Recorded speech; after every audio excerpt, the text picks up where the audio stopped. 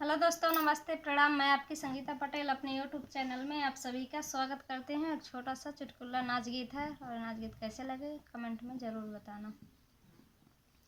ताले में घूम रही चाबी हमार दिल्ली देवर पे राजी, ताले पे घूम रही चाबी हमार दिल्ली देवर में राजी, ताले में घूम रही चाबी हमार दिल्ली देवर पे राजी।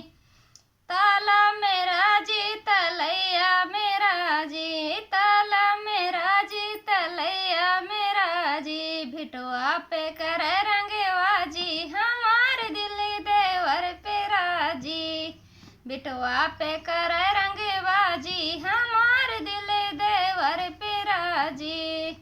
ताले में घूम रही चाबी हमार दिल्ली देवर पे राजी, बागा मेरा जी बगीचा मेरा जी, बागा मेरा जी बगीचा मेरा जी, नेबुला में कर रंगवाजी हमार दिल्ली देवर मेरा जी, नेबुला पे कर रंगबाजी हमार दिल्ली देवर पे राजी।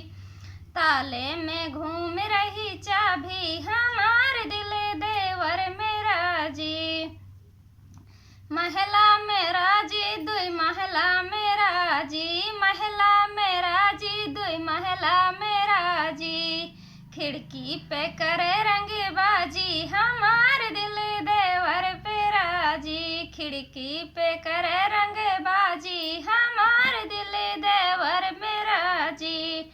ताले में घूम रही चाबी हमार दिल्ली देवर पे राजी, ताले में घूम रही चाबी हमार दिल्ली देवर पे राजी। और ये नाच गीत कैसे लगे कमेंट में ज़रूर बताना।